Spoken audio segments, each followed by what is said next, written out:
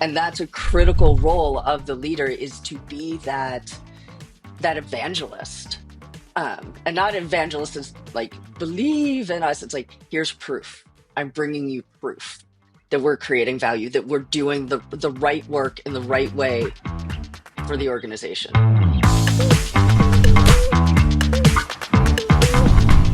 So, hey, I've got a question for you. Yeah, What's bring it innovation? on. What what is innovation? Um, yeah, that's another one of the first things in the book, is like, you got to define innovation, because you walk into a room of six people, you're going to get eight different definitions.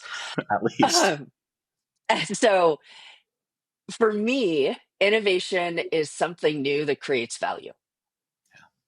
And that short definition, but it encompasses a lot of things, because the something could be a product, it could be a process, it could be a revenue. Like, something could be almost anything. Yep. Um, and new could be new to the world, but it could be new to your industry, new to your company, maybe Yeah. even new to your functional team, because new requires change, and change is hard. Yes. And then the most important part of that definition is creates value. Because if you're not creating value, what are you doing? Like, Well, you're wasting time and nobody's going to resources. change. Like change for Right, change's sake doesn't help anyone. right. So, so often, especially I think around innovation events, people are like, let's have a hackathon. And people come up with really great ideas and they get all excited, but there's no clear line of sight to, okay, how is this going to create value for the company, for our customers? How does this align with our priorities? And so then nothing happens. And it's like this big wah wah. And people get sad and demotivated and cynical. And like, it just kind of devolves from something that was the best intention. So value creation is absolutely critical to making something innovative. And when do you start to when in kind of the innovation process do you start to assess value creation, right? Because I think, you make a pretty compelling point that there's a lot of groundwork that you have to lay before Hmm. you start delivering change.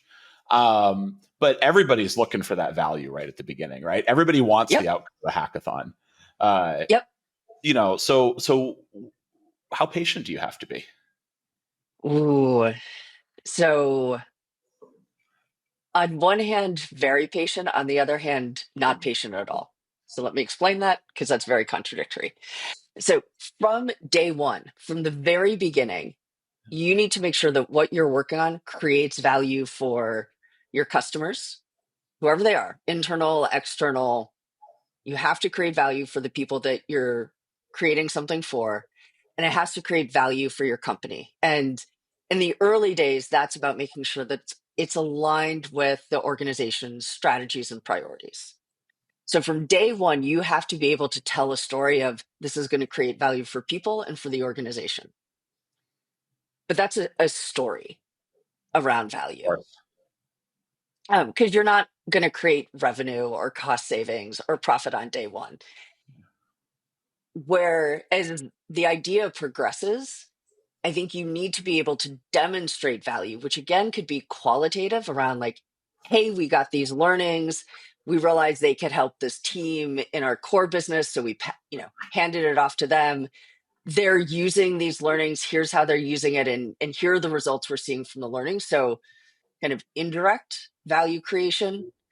And then I'd say, honestly, year three, you have to be able to put some dollars and cents, even if it's like, look, somebody paid us $1 and we made 50 cents off of this because we set up a lemonade stand.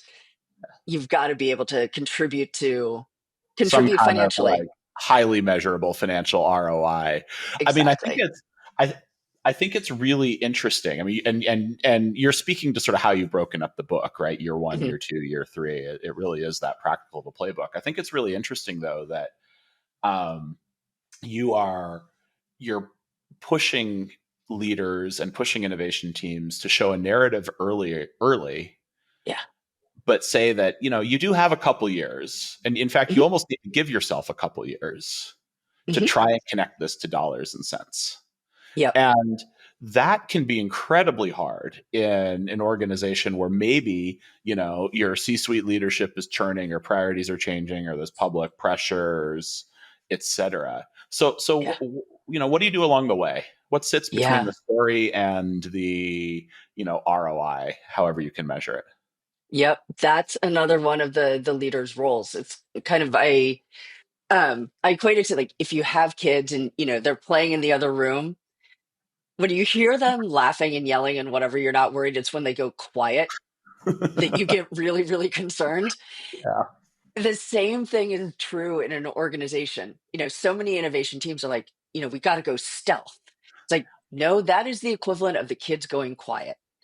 And now, the leaders, the executives in the company are either assuming the worst or they're forgetting about you. And both of those are bad because you are a cost.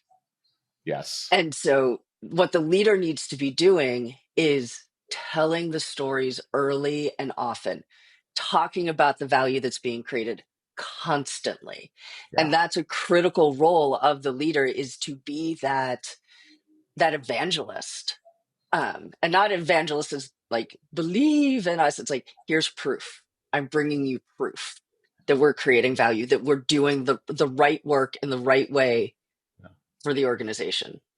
And work that ladders up to some message of progress, right? I have to imagine, Yes. because you can Oh, always, like, absolutely.